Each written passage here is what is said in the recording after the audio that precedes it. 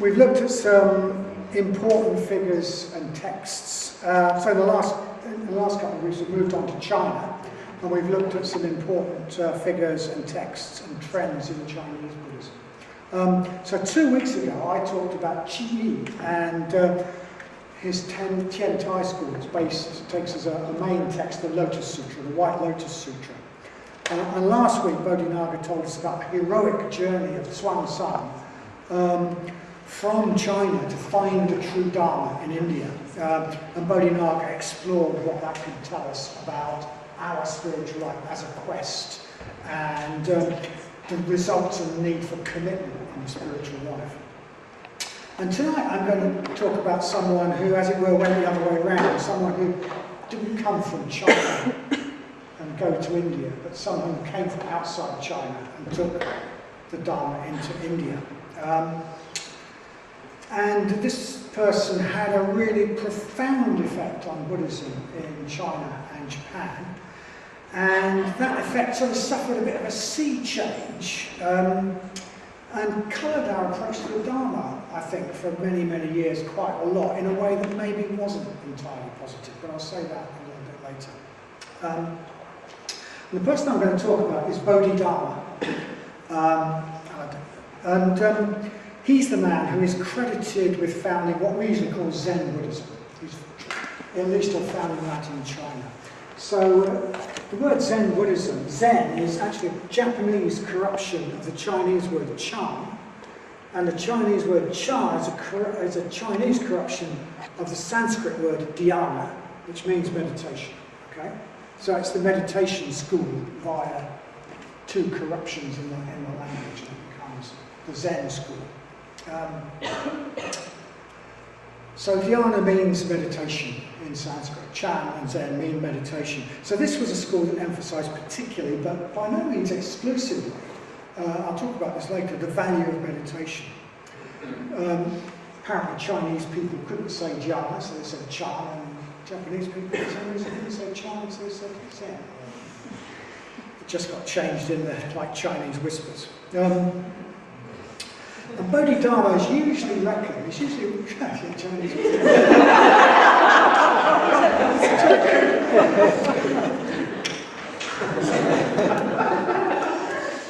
Bodhidharma is usually reckoned to have lived in the early 5th century of the Christian era, so sometime before 400s. I suppose it's about the time, someone correct me on my history, about the time that the Roman Empire was finally collapsing in Europe, something like that. And the earliest references to Bodhidharma in Chinese writings say that he was from Central Asia, maybe from Persia, Iran. And that makes a lot of sense in a way, because the Silk Route ran from Central Asia through the Gobi Desert across to China via a number of oasis cities that were actually Buddhist sort of city-states. And that route was a hugely important trade route for silks and stuff coming out of China, trading with Asia, Middle East, and even Europe. So lots of traders and caravans travelled on that route. There were lots of Buddhist cities along that route. There would have been a lot of contact between China and Central Asia along that route. So that's what the earliest references to him say came from Central Asia or Iran. But later biographies of Bodhidharma describe him as the son of a southern Indian king who left the palace life to become a monk and then decided to take the Dharma to China because his teacher sort of told him to. And that seems to have become the official version, at least in China, that's become the official version. But I think there's a lot of reasons to prefer the earlier version, actually. Firstly, because it is earlier, it is the first reference to it. It says he comes from Central Asia. And secondly, in Chinese Chan writings, Bodhidharma is referred to as the blue-eyed barbarian, or the barbarian from the West. Blue eyes must have made a really big impression on the Chinese, you'd think. But I can't imagine there were all that many blue eyes in southern India. And I don't know that anyone would have described the son of an Indian king as a barbarian. So the epithet, the blue-eyed barbarian, seems to fit someone much more who came from perhaps Central Asia. And then the third reason I think it's probably the early version is true is that the official version, that Bodhidharma was from India, it's got all the marks of standard Buddhist hagiography. It's got all the marks of standard sort of party political broadcasts, dharmic party political broadcasts. It's incredibly similar to lots of the supposed biographies of lots of other important people, which were all modelled on the story of the Buddha.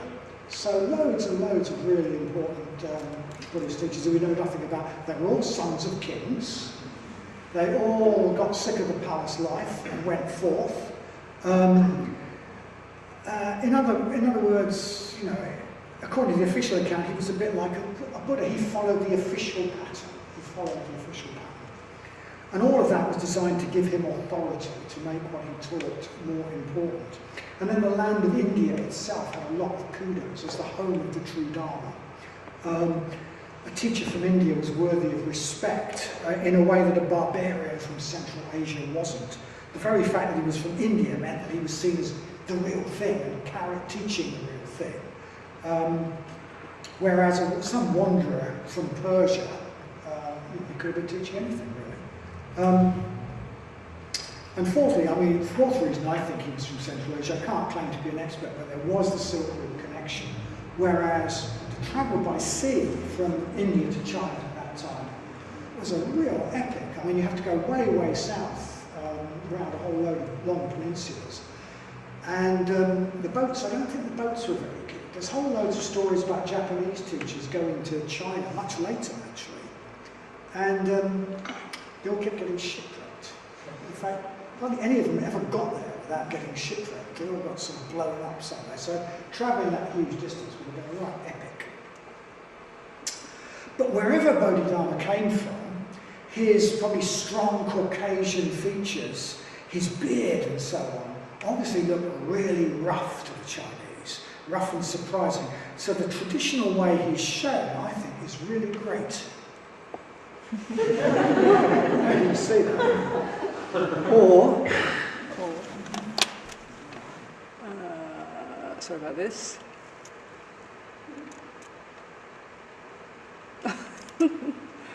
Can you see that?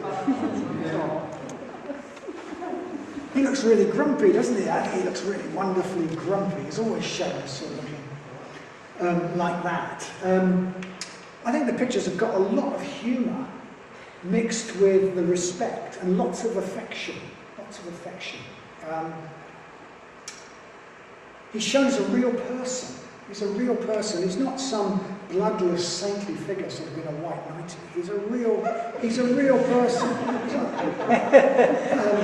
I think it's great that in Buddhism someone can be a great teacher, a great practitioner, deeply respected, and still be a human being with presumably qualities like being a bit of a grump.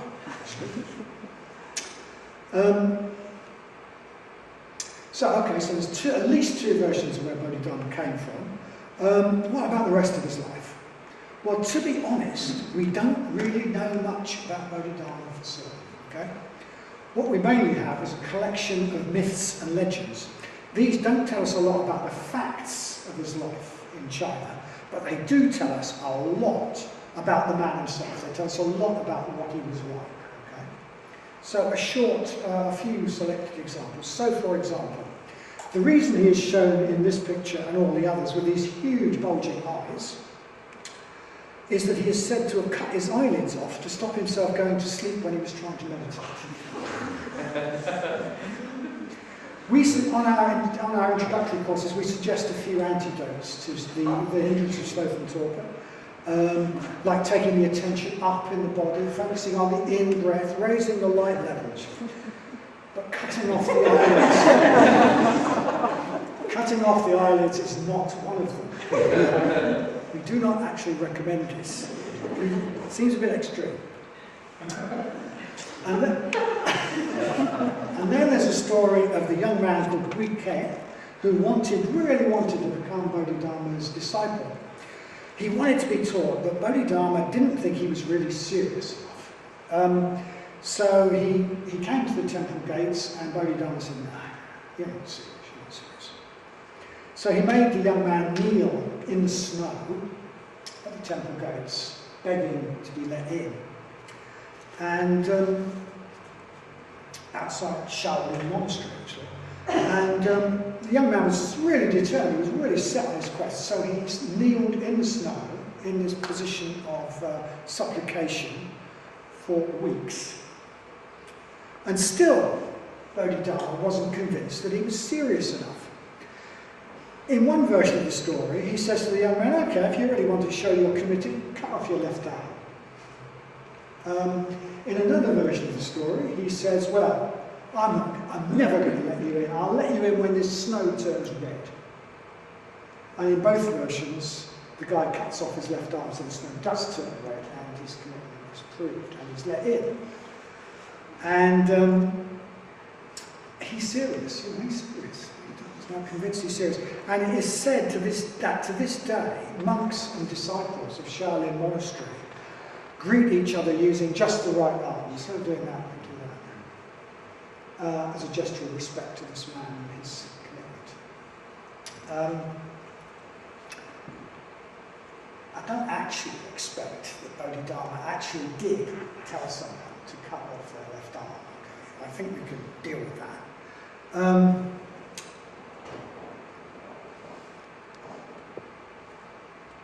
But the story is making a point.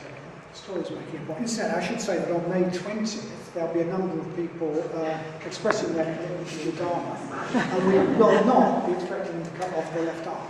Okay? So it's not, you're relieved to know it's not part of the ritual ceremony. Anyway, I don't expect the Bodhidharma actually did say that, but its story is making a point. It makes the point very strongly that Bodhidharma was not about making things easy. He wasn't about offering an easy path to practice, or teaching a Dharma that people could just do as a sort of hobby alongside a normal worldly life. Unless you were willing to really commit, really be wholehearted, he just wasn't interested. He just was not interested. So the stories, they don't tell us much about Bodhidharma's life. They do tell us a lot about the man and the sort of Dharma he taught, which was not an easy Dharma by any means. Instead, there's another story about him. He's said to have invented Kung Fu. And he's said to have invented Kung Fu because he, at Shaolin Monastery, he was appalled by how unfit the monks were. So I don't know if that's true either. But they don't tell us a lot about the man, the story, but they do tell us a lot about the man and the sort of Dharma he taught. So we don't know, actually. We haven't got any writings. There are loads and loads of writings that were attributed to Bodhidharma, but I don't think there's any that Western scholars would actually put their hands up and say that was written by him. Most of them are much, much later. So, okay, at this point you're probably asking yourself, here is someone we don't know very much about, in fact we don't know anything about, for certain. Nothing he wrote survives. Why is Vadanya giving it to him? What's he going to say? What can he possibly say? Well, I think one reason that Bodhidharma is important is that he was the founder of a tradition. We know a lot about the tradition. He was the founder of a tradition that became known in Japan as Zen Buddhism, in China as Chan Buddhism. And Zen Buddhism is really important in the Far East, but it's also become quite important to us in the West because it was the first style of Buddhism that became widely popular and popularised in the West. There was some academic interest in Theravada Buddhism for a long time, but back, I think, 50s, 60s particularly, Zen became all the rage. Zen became all the rage. And a sort of inaccurate Western take on Buddhism seeped in to our understanding of Buddhism in general, I think, in a way that wasn't really helpful. There was an awful lot of Western writings about Zen where people didn't know much about it. I'll say a bit more about that later. So I think it's important that we explore a bit of what Zen or Chan was really like, and not what Western authors would have liked it to be. So I thought I'd explore a little bit of that, and also tell the story of Bodhidharma's really famous encounter with the Emperor of China, and the dialogue that took place, and what that dialogue tells us about what Buddhism really is and our practice. So, what was Chan Buddhism like? What was Zen Buddhism like? What was traditional Chan like? I think you can probably imagine from the stories about Bodhidharma that the dhyana Buddhism that he brought from India was not a sort of, wasn't soft, it was a soft path. It wasn't a school for softies. I'm not sure he really cut off his eyelids and so on, but the school he taught, traditional Chan or Zen, involved giving yourself completely to a really highly disciplined, austere, even harsh monastic life. A lot of time was spent working, which is very different from a lot of monastic traditions, where in Buddhism, where people were fed by the lay people, actually kept in quite some style by the lay people. In Zen, in Chan, there was a saying, a day without work is a day without food. So you worked, you grew your food, and you worked in the monastery. And the rest of the time was spent meditating and chanting. There was lots of chanting went on, rhythmic chanting, with quite short breaks for sleep. That sounds very healthy to me. I wonder why that's why Bodhidharma is so grumpy. Quite get enough sleep, apart from having no eyelids. People slept on their meditation mats in the hall, in the meditation hall. So there was no personal space. There was no personal space. There was no scope for personal choice. There was a very austere diet, and obviously you ate what you got. And there was this really strict teacher-pupil, teacher-disciple relationship. Thomas Merton, who was sort of writing about Eastern, what he called Eastern mysticism, described it as a no-nonsense type of spiritual direction. What that no-nonsense style of spiritual direction usually involved was that, just according to the stories, if anyone claimed any sort of realization, the teacher was likely to test this by clouting him around the head with his shoe and telling him, probably in some inscrutable Japanese way, to get over himself, sort of come back in some considerable time. There was this really sort of just throwing people back on themselves. And the purpose of all this, the purpose of that lifestyle and that sort of style of spiritual direction was to sort of mount a shock and awe attack on the ego, actually. Taking away all the opportunities for likes and dislikes, for that calculating mind that's always saying, what do I want, what do I want all the time? What's my choice? Likes and dislikes, leaving that mind no room to operate, no room for likes or dislikes or pride or anything of that sort. So although this was called the dhyana school, and although meditation is an important part of it, meditation was just one aspect of a pretty rigorous assault on the ego, actually, on that sense of being someone really special.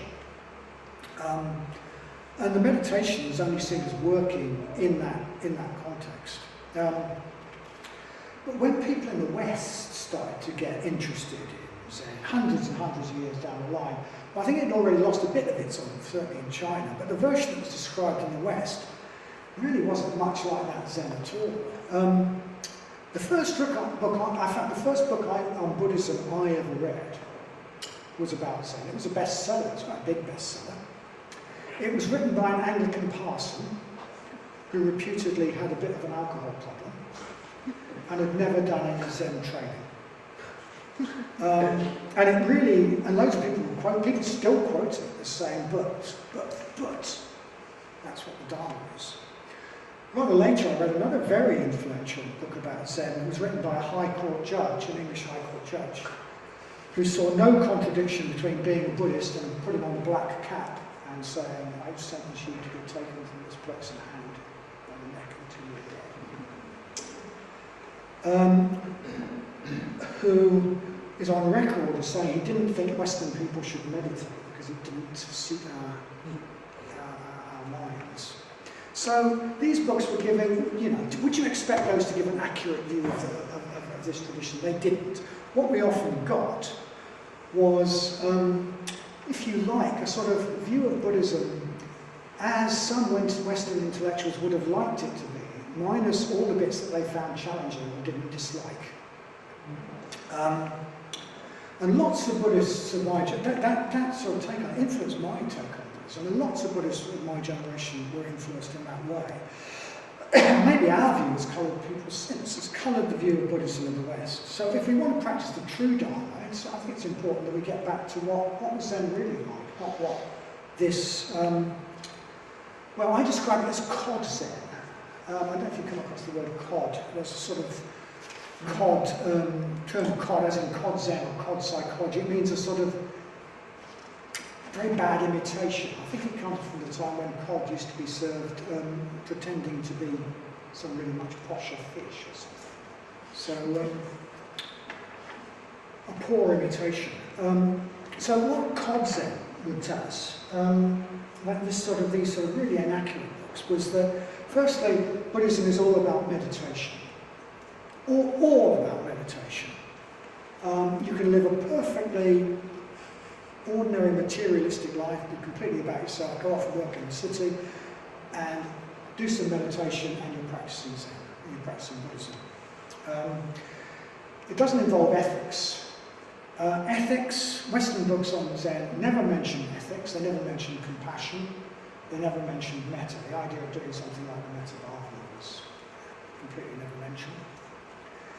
It was always said it didn't involve any ritual, which is completely untrue. Didn't have any place for devotional reverence, untrue. Didn't require you to know anything about the Dharma as taught by the Buddha. In fact, studying the Dharma was bad. And worst of all, Cod Zen said you didn't need to make any effort. You didn't need to make any effort. In fact, making effort was bad. We all got Buddha nature, we all have Buddha nature, which is a reality here and now. And if we're all Buddhas, just as we are, our ordinary mind is the Buddha mind. If we could just relax into that, we would be Buddhas. It'd be easy. I can't quite imagine Bodhidharma practicing that style somehow. It doesn't sound much like it. But it's surprising how much of this has filtered into a lot of people's idea of Buddhism in the West. Sometimes maybe there was that trend in the East as well, because you often get really specific refutations of some of this by Eastern teachers as well. People saying, you have Buddha nature, it's like the gold in a vein of rock. Don't expect it to be there unless you work it, unless you do some work to get it out.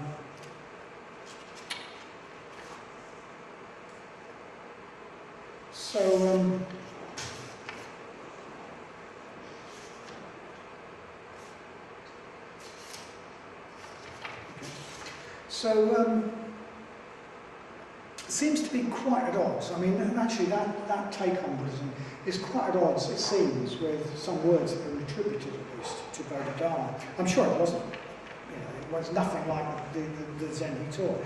But there's a really famous episode where he goes to see the emperor. He's just arrived in China, and he goes to see the emperor. And he's looking for patronage. He's looking for patronage and support from the emperor. And for his new school. And the emperor asks him, what is the essence of Buddhism? What is the essence of Buddhism? And Bodhidharma replies, cease to do evil, learn to do good, purify the heart. This is the essence of Buddhism. And the emperor says, but a child of 5 could understand that. And Bodhidharma says, yes, but an old emperor of 80 couldn't practice it. At which point the emperor chucks him out. And so he's thrown out, and he spends 9 years in a cave. They won't let him into Shaolin Monastery first, so he spends 9 years in a cave, staring at the wall and meditating. I think that's probably what he's doing in that other one, near Shaolin Monastery. And after 7 years of continuous meditation, he fell asleep, and that's when he cut his eyelids off. That's what the story says.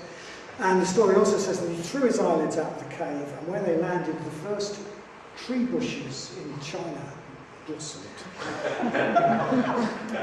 So that he is the, and ever since, tea has kept Chinese meditators. Tea has been the sovereign antidote to the hindrance of sloth and torpor. So we could see Bodhidharma as the sort of patron of antidotes to sloth and torpor, and including caffeine.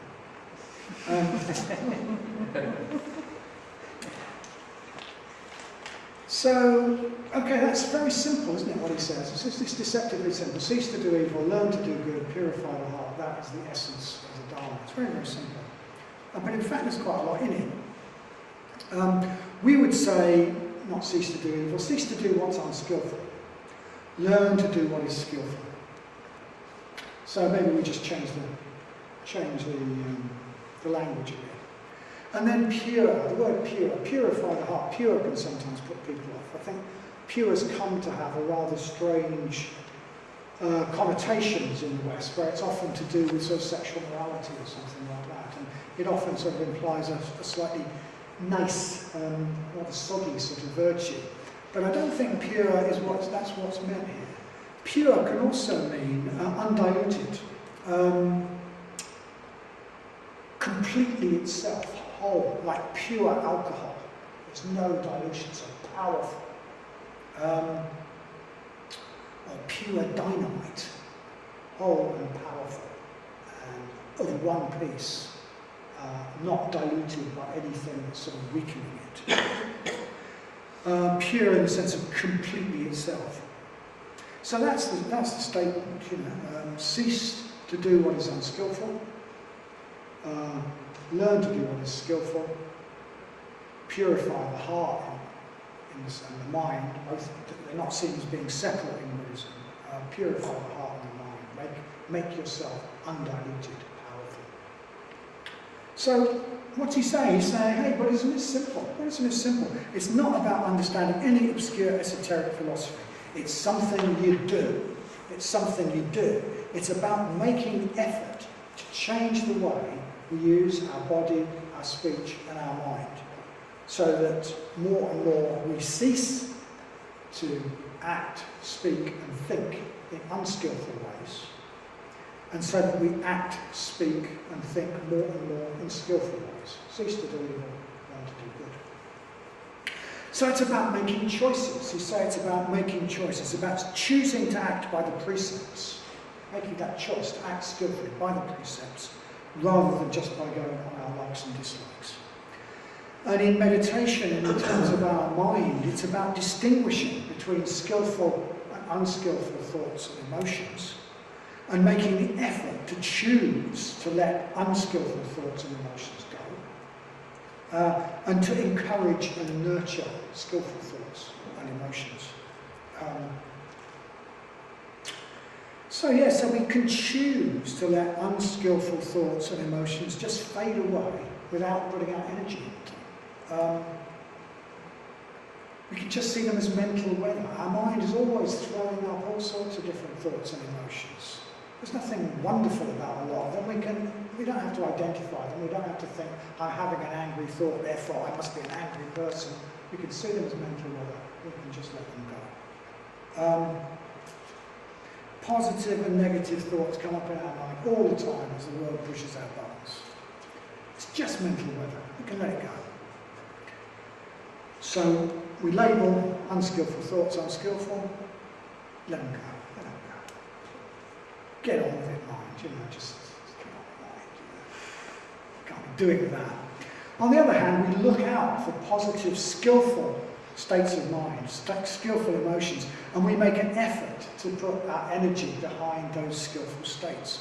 We work on our minds and emotions, and that means effort. And of course, this is the completely opposite of the message that sometimes seeped into our culture, that it's all about making no effort. All we have to do is sit.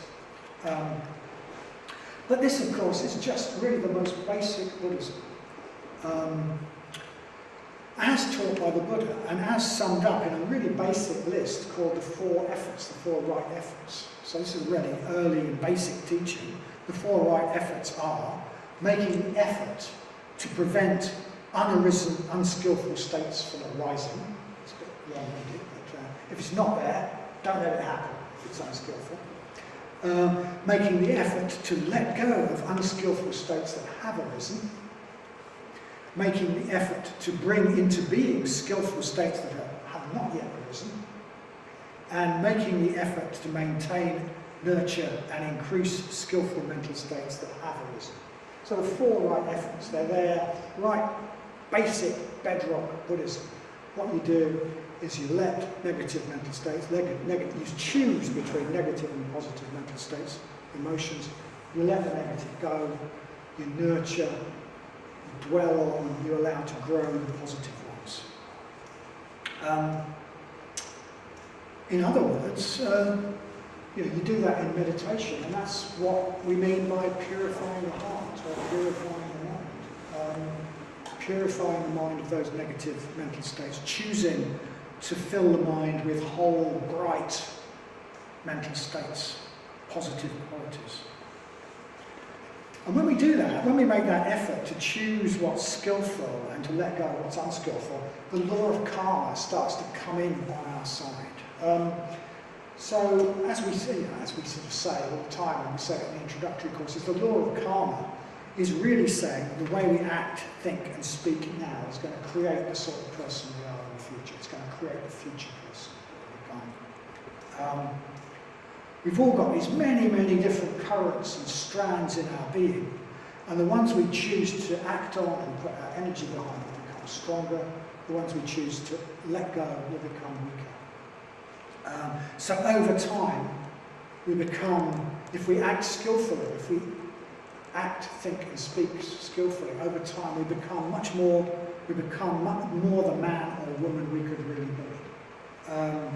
We become the person we were meant to be, if you like. In other words, our hearts and minds really do become purified. More and more we become whole, undiluted and strong, expansive, with a bright awareness. We become connected to others, we become connected to the world around us, we become connected to what's best in ourselves, if you like, our higher states, our higher selves. What, in the language that often gets used in the West among Zen practitioners, we become connected to, if you like, our Buddha nature. So we could say that the purified heart that Bodhidharma talks about, if it was completely purified, completely whole, completely undiluted, powerful, bright, expansive, that purified mind would be, if you like, our Buddha nature. But the difference between Bodhidharma's take on Buddha nature, I think our take on Buddha nature, and the sort of Cod Zen approach is that the Cod Zen approach says that our Buddha nature is already a fully grown reality. It's already there, already Buddhas. But actually, so we don't need to distinguish between what's skillful and what's unskillful. But actually, what our Buddha nature really is a sort of a natural potential. It's a sort of natural potential. It's like an oak tree. It's like the oak tree that's hidden in the acorn. So we're growing beings, and there is a sort of Buddha hidden in us. It's hidden in the way that the oak tree is hidden in the acorn. So there's an oak tree in that acorn as a potential. That potential is always trying to manifest. It's always trying to, it's always seeking to come into being. It's always pushing to manifest. It's always, it's guiding the growing seedling and then the growing sapling and the growing young tree. It's guiding it. That potential is guiding it towards the great, beautiful, spreading oak that it could be. But the acorn would be very unwise, if acorns could be unwise, they'd be very unwise to delude themselves that they were already a huge oak tree and stop making the effort to grow. That would just be arrogance and silliness. So our Buddha nature, if we want to use that term, is like the potential in the acorn. It's always trying to manifest, it's always trying to help us to grow, guiding us in the right direction if we listen to it, giving us a sense of what we should be doing at the different stages of our development if we listen. It's the same, in a way, I think it's the same thing that we call Shraddha. It's that connection to the idea, that quiet, intuitive voice that tells us the direction we should be taking to become the person that we could be. we need to learn to listen to that. But we shouldn't delude ourselves that we're already a Buddha, like the acorn. Shouldn't delude itself, it's an oak tree. That would be actually spiritually disastrous for us, because, well, it's arrogance, and because we would stop making an effort. We'd cease to make the effort that we need to make to do what is skillful, cease to do what is unskillful, and purify the mind. We wouldn't be Buddhists according to Bodhidharma's definition. So, cease to speak and act and think in unskillful ways. Learn to act and speak and think in skillful ways. Purify the heart. That is the teaching of the Buddha. And that's very simple. And then the Emperor says, yeah, hey, a child of 5 can understand that. But as Bodhidharma replies, but even an old Emperor of 80 cannot practice it.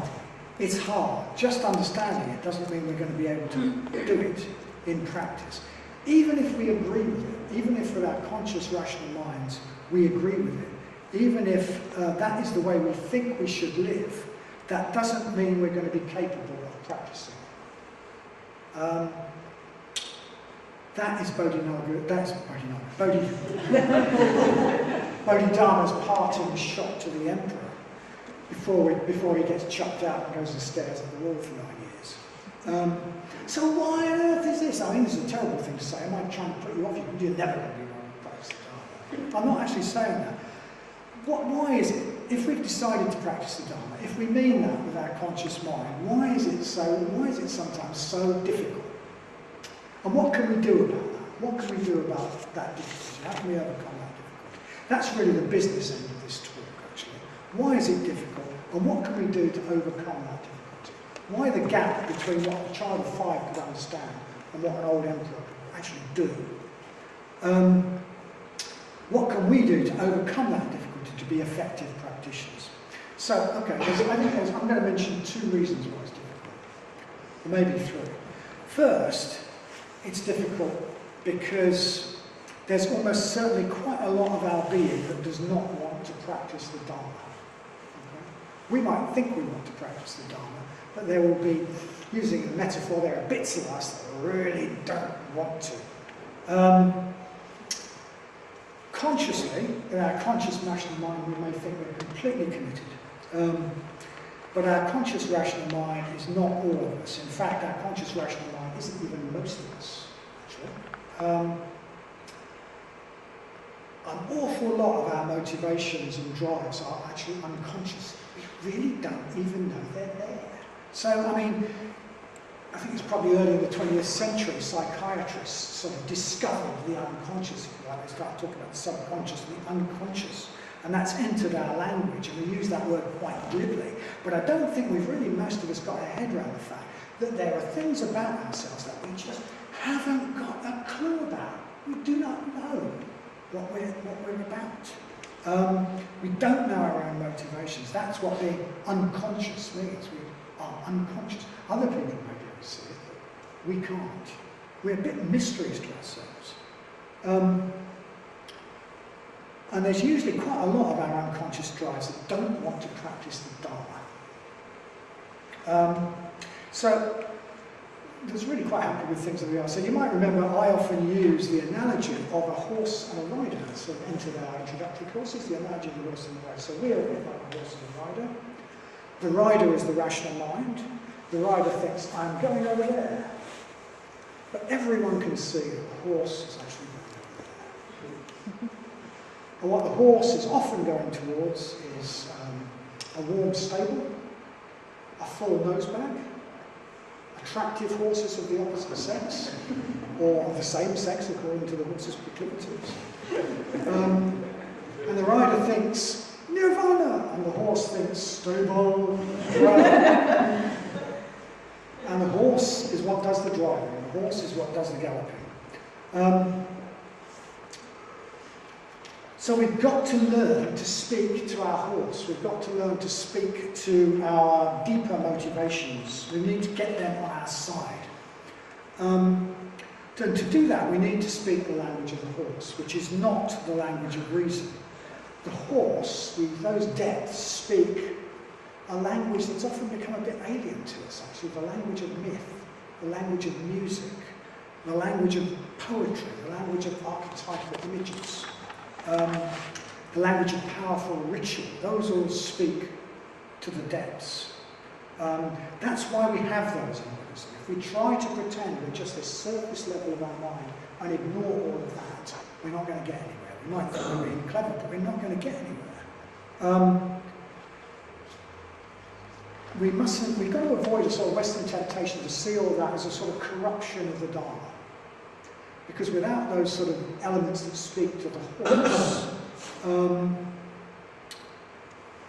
we're not going to get anywhere. Even a child of 5 can understand the Dharma at a rational level, but even an old emperor of 80 cannot practice it unless he's got his horse on his side. And he's not going to convince his horse by completely rational arguments. The horse has to be involved. So, in terms of practical advice about this, I mean, I think if any of the deeper, less rational aspects of the Dharma grab you, if they seem a bit fascinating, or even if they interest you just a little, explore them, go with them, take that seriously, because that's really quite an important aspect of our practice. If you're into mantra, if one of the archetypal figures fascinates you, or if some of the mythic stories really interest you, well, find out about it, get into it a bit, introduce that into your meditation.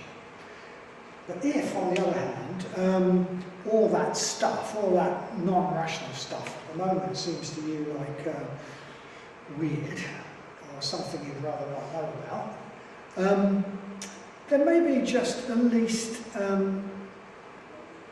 keep an open mind. I mean, it's bound to seem weird. We live in a culture that's completely sort of tried to cut off that level of understanding. It's bound to seem weird. You maybe just, accept it. It's there for a good reason. You don't have to sort of throw yourself into puja or whatever, but sort of keep an open mind and try it out to some extent.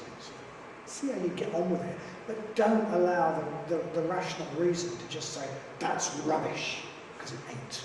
It is not rubbish. It's an important part of Dharma. So another way of saying what I've just said is to say that we need to engage our emotions with our practice of the Dharma. Okay, so deep motivations, emotions. So on our intermediate course, we talk about the path of vision and the path of transformation. The path of vision is about seeing the world in a more spiritual way, seeing the world in a different way. The path of transformation is about changing ourselves, changing all the different aspects of ourselves and our lives in the light of that vision. Understanding the Dharma belongs to the path of vision. But for us to get anywhere, that path of vision needs to move into the path of transformation. It needs to turn into the path of transformation. We need to grow and change so that our spiritual vision becomes a reality, so it affects the different parts of our lives, transforms our speech, our action, even things like our livelihood, our awareness. So as we point out on the intermediate course, the path of vision, which is the first part of the Noble Eightfold Path, and the rest of the Noble Eightfold Path, which is the path of transformation, the transition is emotion, because emotion is what moves us. We're not actually motivated to act by purely intellectual ideas, we're motivated to act by emotion. It's even there in the word, emotion. That's what moves us. We say we're moved by emotions.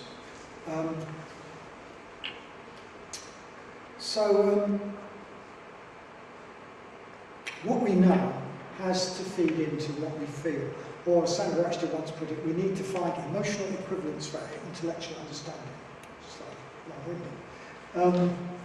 So even a child of 5 can understand the Dharma, but if we want to practice it, we need to engage our emotions. We need to ask, what is it that we love in the Dharma?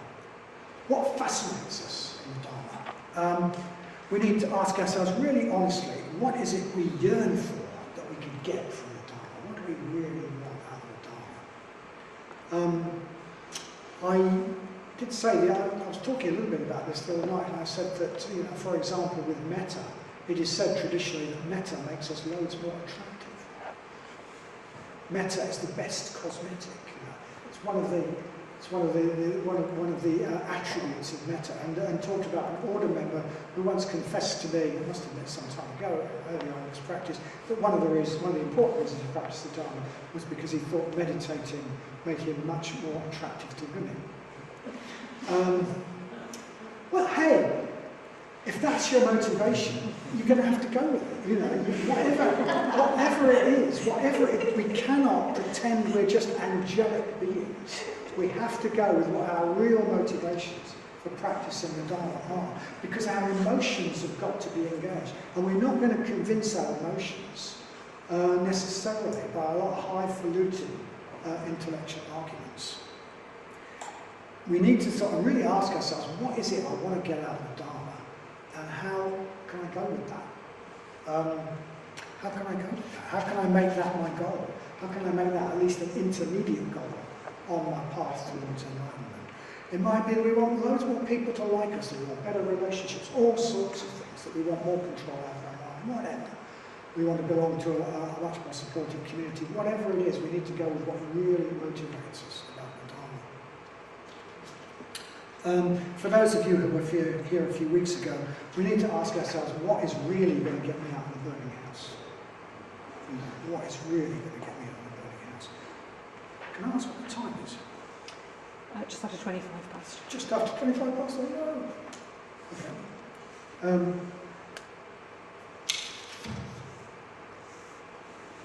Okay. So that's a little bit about one of the reasons that, although a child of 5 can understand the Dharma and to 80 can't practice it, that just understanding the Dharma doesn't speak to the walls. It doesn't get our deep motivations on our side. It doesn't transform our emotions. There's also a second reason that I'd like to finish with, and that is that we think of ourselves as autonomous human beings, autonomous, independent beings, so that when we decide to do something, it will naturally happen. And that's not actually the case. So as you'll remember, one of the 3 marks of living things is non-selfhood. Nothing exists in a way that is independent and unchanging. Everything exists in a dependence on what is around it. Everything is deeply connected to a host of conditions. Everything is conditioned by everything else in a way, but we are, in practical terms, we are deeply affected and conditioned by the conditions we live in and the people who surround us. So we may decide to practice the Dharma, we may understand this simple Dharma that a child of 5 can understand and decide to practice it. But all too often our living conditions, the lives we lead, our jobs, the people who surround us, make that very, very difficult, because we're not independent of them. And if they don't change, it makes it very difficult for us to change. It can keep us the way we are. So one of the most powerful ways we can help ourselves to change is to change our conditions. I think this is a really, really crucial point. We can't just decide to be different, okay? We cannot decide to be different. What we can do is decide to change our conditions in a way that will help us to become different. It's a bit like growing a plant. You can't just decide that that plant is going to sort of get bigger by pulling it up. You have to put the conditions in place for that plant to grow. Feed it, water it, give it sunshine and warmth. So one of the most powerful things we can do is change our conditions. There's lots of things we can do, but one of the most powerful conditions we can change, at least to some extent, is to change the people we come into contact with, at least to some extent. In other words, to have more contact with the Sangha. This is why the Sangha and spiritual friendship is so important. It's really difficult to practice the Dharma, but it becomes a terrific amount easier to practice the Dharma when we're surrounded by other people who are also practicing the Dharma. If you're surrounded by people who don't give a about the Dharma, who act in unskillful ways, it is really quite difficult to practice the Dharma sometimes. It's difficult to even remember to. But when you're surrounded by the Sangha, it comes almost naturally to practice the Dharma. So I think at the most practical level, one of the things we can do is involve ourselves as much as we can with the Sangha. Maybe even go off on retreat sometimes. And the Buddha, this is precisely the Buddha's teachings. The Buddha, in the Buddha's day, there was a story about a chap called Meghiya, who was a bit like one of these sort of phony Zen practitioners. He thought it was all about meditation. So he's a fair beginner at the Dharma, but he nags the Buddha about going and sitting in this lovely mango grove to strive for concentration, to strive for enlightenment. And 3 times, he asks the Buddha this 3 times. The first time the Buddha says, stop time, it's not, not now. Second time, it's not now. The third time the Buddha says, do what you think it's time for, Meghiya. If you want to do that, go and do it. So Meghiya goes off to his mango grove, and he's astounded. He says, he's astounded because he is assailed by thoughts lustful, and thoughts malicious, and thoughts harmful. And he's like, what's going on? So he goes back to the Buddha with his tail between his legs. It's amazing, Lord, it's absolutely amazing. I went off to meditate, which is what you're supposed to do, and I was assailed by thoughts lustful, and thoughts harmful, and thoughts malicious. And the Buddha says, when the heart releases immature Meghiya, there are 5 things that conduce to its maturity. And he runs through 5 things. One of them is spiritual friendship, what he calls spiritual friendship. I won't go through them all, but he says there are 5 things that conduce to the heart's maturity when it's immature, which we can assume is the case with us. One of them is spiritual friendship, when he says, when you get spiritual friendship, you get all the others. You get all the others. So one to go for is spiritual friendship. So if you want to not be like the old emperor who can understand the Dharma perfectly but can never practice it, the most important thing to do is spiritual friendship. It's Sangha. It's actually involving ourselves with a community of people, a community of like-minded people.